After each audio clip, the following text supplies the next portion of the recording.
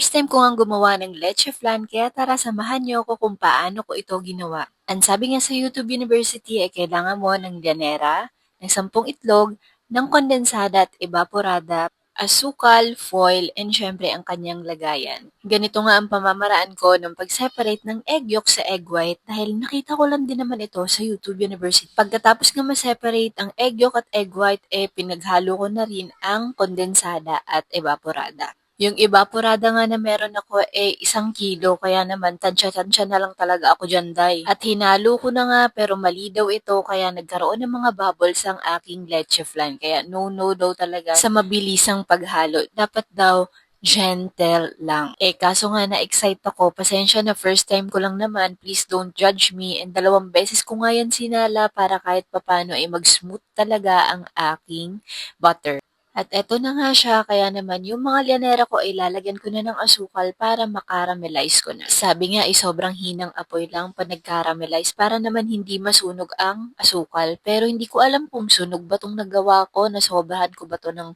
pag-caramelize. Pero tingin ko naman okay din naman yung lasa, hindi naman sobrang pait sabi ng asawa ko. Kaya for the go na yan. Grabe na nga yung tansya-tansya ko dyan pero okay din naman yung lasa.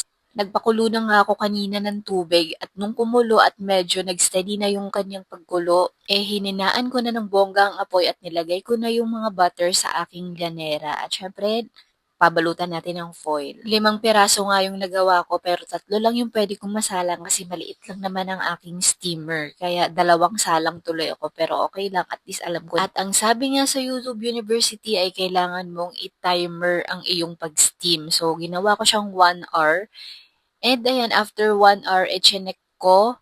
Ang sabi nila kapag naglagay ka ng toothpick at medyo basa pa, syempre, hindi pa yun luto. Kaya, no muna. Ibalik mo muna yan at i-steam mo ulit for another 10 to 15 minutes. And after nga nun, pag-check ko, mukhang okay naman na siya, kaya hinango ko na. At good luck, hindi ko alam kung tama ba 'tong ginagawa ko, pero sana, 'di ba, yung mga patansya-tansya ko may mangyaring maganda.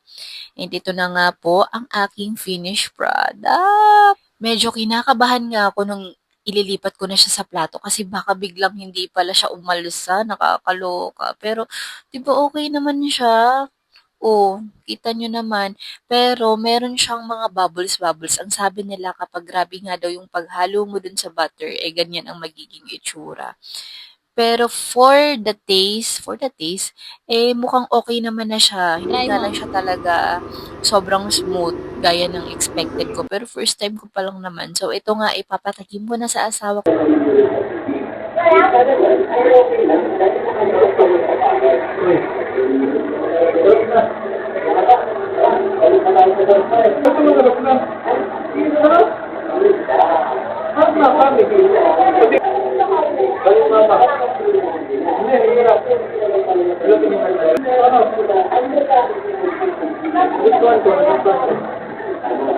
Ayun, at approve naman siya sa asawa ko at sa anak ko. Kaya okay na yun. Yun lang naman yung importante para sa akin.